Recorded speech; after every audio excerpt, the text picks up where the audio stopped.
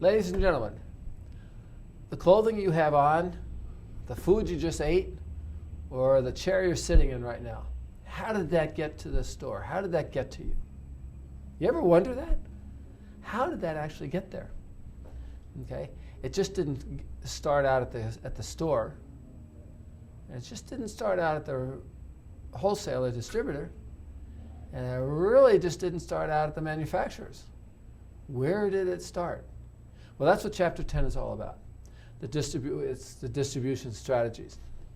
But when you look at that, you want to say two things. You want to consider two things, essentially. First of all, the two that we're going to talk about is essentially the place. When you look at the 4 Ps again, product, place, price, promotion. Well, place considers two things. The distribution strategies, in other words, the physical movement of the product or creation of the product and delivery of it can be a service.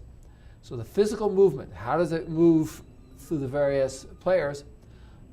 And we're going to discuss who those players are, but also what access do you have to the product? So can you buy it in only one store in town? Or is it available in every store? Is it available 9 to 5, only certain hours? Or is it 24/7? And so this also, by the way, includes the online world. And we'll touch on that. But what you're going to do, first of all, is consider, we've studied a lot about marketing and many facets of it, but any product starts in raw materials. I know the book says it starts at manufacturer to agent to wholesaler, retailer, then consumers. Let's add one more step, because ultimately that tells you where the components of the product came. So for example, you probably have certain clothing on and or you're using your cell phone.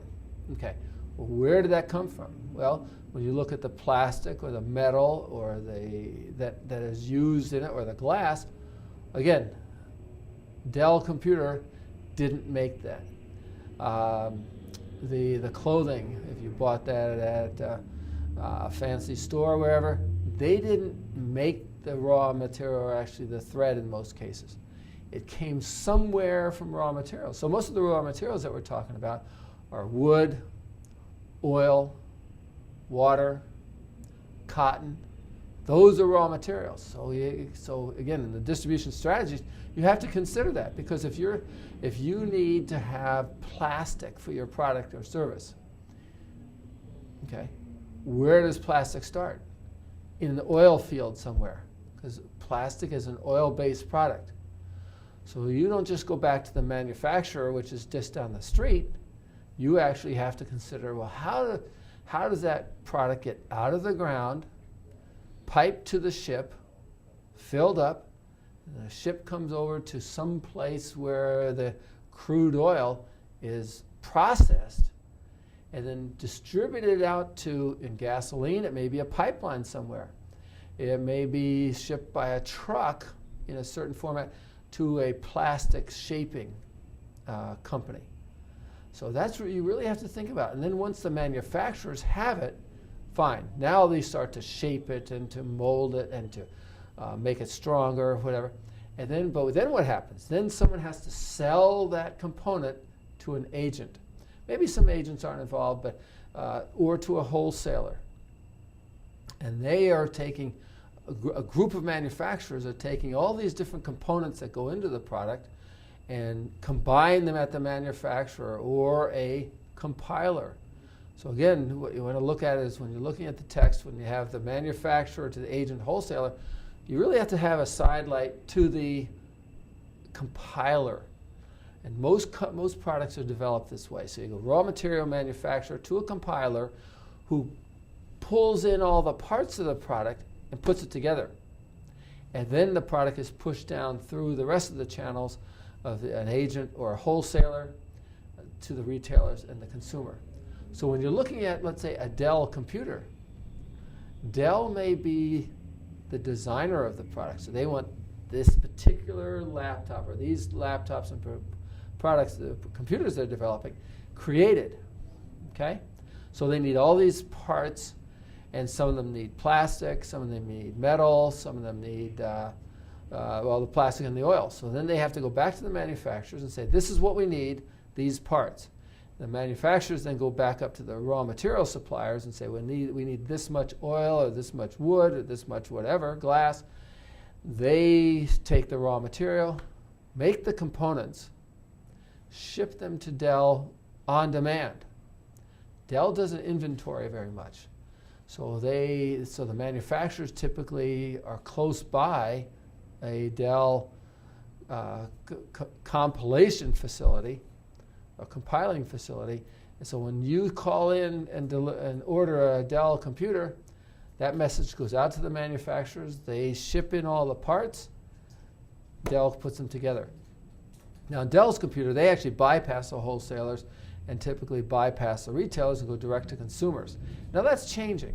That's somewhat the product development or the service development. They're saying, okay, Dell used to come direct to consumers and didn't really have much business customers. Well, they've said we need to develop new businesses, so they may go direct to businesses, or they may have some wholesalers to do that for them. So when you're looking at the distribution strategies, starting at raw materials, going to manufacturers, asking, do you need compilers over here, and then who's involved after that? Agents, wholesalers, retailers, and then the consumers. That's your choice. You may have several different channels depending on what the product is or depending on who the customers are. Remember that some products don't even see the consumers. The products are either go into components that companies use in the products, or they use it in the day-to-day operation of the facility. So you may have products just go business to business or business to consumers. Now let's remember that what happens between each stage. We talked about sales just a few minutes ago. When you talk about sales, who's involved? Well, where is it involved in here? Well, look at it this way. Every time a product goes between a stage or is handled, is either trucked or flown or shipped or digitally, electronically shipped, a sale has occurred. So things are bought, someone does something to them and pushes it down through sales. So for you to have a cell phone or a laptop, there are probably 8 to 15 sales that have occurred just to make that happen. So they're buying the raw materials, they're buying the components, they're designing it and pushing it through. Okay? Now in terms of distribution, you have to look at where do you want the product available? The answer to that question is where will the customers buy it? So typically what you're looking at is you want to be as close to the customer as possible, especially with consumer products. So that's intensive distribution. So Coca-Cola and the soft drink companies do a good job of that because you have the vending machines, you have 7-Elevens, the gas stations, for example, grocery stores. You can buy Coke or soft drinks almost everywhere. So they don't want you to have to think too hard or go too far to have to get the drink and the de-thirst. But exclusive products, those are more, you don't get them very often. So that store or being able to buy that product may only be in 1 or 2 places. So remember what you're looking at. In the physical distribution, it does depend on the life of the product and also the copyability of it. You want to get it to the consumers as quickly as possible. Don't forget, if you're looking at shipping a product in from China to the United States or something, or China to Europe, it's going to take a long time by ship. Can your product support that? Or do you have to fly it? If you fly it, it's probably going to be more expensive. But your distribution depends on what the customers will pay. And keep in mind the life of the product. If you're looking at right now or buying a product, how long did it take to get to you? It's not just the truck, it's not just the plane, but up from the raw materials to get oil out of the ground, to ship to either United States or Europe, for example, may take 5 to 6 weeks. Then the manufacturer does something. You're talking anywhere from 2 to 3 months. And oftentimes, if you're looking at sugar or candy production, some of the raw material for sugar takes, companies may be making candy that you bought today that was made 6 months ago. Okay, so it really depends on that. But you want to reach out to the customers, get to them as quickly as possible. And remember that each of those steps, aside from there being a sale, a purchase and a sale, you're also dealing with, there's some of the steps are shipping, there's security involved, there's storing, there's packaging, there's sales. All of those things cost money. So as you're going through the stages of the distribution strategies, you're adding costs. And that's why Dell Computer did so well, because they wiped out 2 or 3 of the stages, which saves money. And that's why they can keep their products less expensive. So distribution is a huge opportunity. Many, many more sales and many more dollars transfer hands by going through all the stages than simply the business to consumer. So tremendous opportunities, and as I say, at least here in the United States, tremendous opportunities for females. It's a great opportunity to get in there to be selling business to business to business and so on. So watch the costs and watch the time. Remember, it takes time to get through that also.